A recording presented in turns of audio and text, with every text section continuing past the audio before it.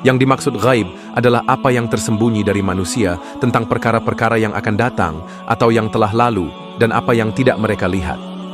Ilmu ghaib ini khusus milik Allah Subhanahu wa Ta'ala, sebagaimana firman-Nya, "Katakanlah, tidak seorang pun di langit dan bumi yang mengetahui perkara yang ghaib kecuali Allah." Quran Surah An-Naml ayat 65. Maka tak seorang pun mengetahui yang ghaib kecuali Allah semata. Namun terkadang Allah Subhanahu wa Ta'ala memperlihatkan apa yang dikehendakinya dari yang gaib kepada Rasul-Rasulnya untuk suatu hikmah dan kemaslahatan. Allah Subhanahu wa Ta'ala berfirman, Dia adalah Tuhan yang mengetahui yang gaib, maka Dia tidak memperlihatkan kepada seorang pun tentang yang gaib itu, kecuali kepada Rasul yang diridainya. Quran Surah Al-Jin ayat 26-27.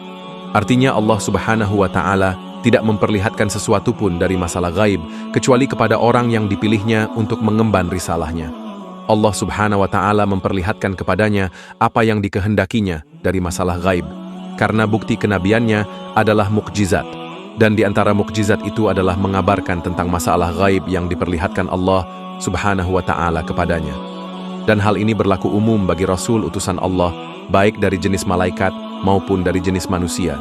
Dan selain mereka tidak diperlihatkan masalah gaib berdasarkan dalil yang membatasinya.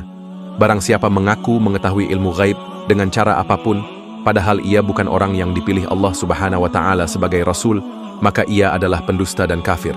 Baik ia mengakuinya melalui membaca telapak tangan, atau cangkir, atau perdukunan, sihir, ilmu nujum, atau lainnya. Inilah yang terjadi dari sebagian ahli sihir dan para dajjal yang mengabarkan keadaan barang-barang yang hilang dan raib, serta sebab-sebab sebagian penyakit. Misalnya dia mengatakan, Fulan melakukan ini dan itu terhadapmu, sehingga kamu sakit karenanya. Padahal sesungguhnya itu terjadi karena pekerjaan jin dan setan, tetapi mereka menampakkan kepada manusia bahwa hal itu terjadi karena pekerjaan-pekerjaan tersebut, untuk menipu dan mengaburkan pandangan manusia. Terkadang, mereka mengabarkan hal tersebut melalui ilmu astrologi atau perbintangan alias nujum, yaitu menjadikan letak bintang-bintang sebagai bukti akan terjadinya berbagai peristiwa di bumi. Misalnya mereka mengatakan, barang siapa menikah dengan orang yang berbintang ini dan itu, maka akan terjadi padanya begini dan begitu. Atau mengatakan, barang siapa melakukan perjalanan dengan orang yang berbintang ini, maka akan terjadi padanya sesuatu ini.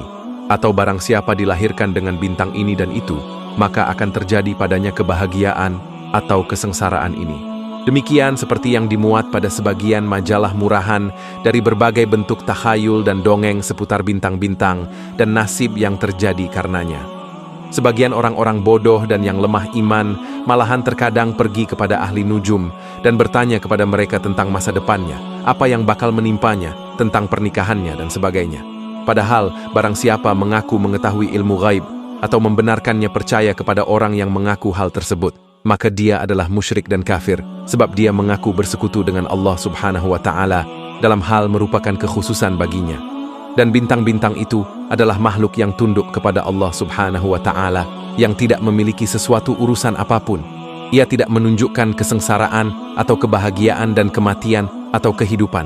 Tetapi semuanya itu hanyalah pekerjaan setan yang mencuri dengar tentang ketentuan atau takdir Allah Subhanahu wa Ta'ala. Wallahu a'lam bishawab.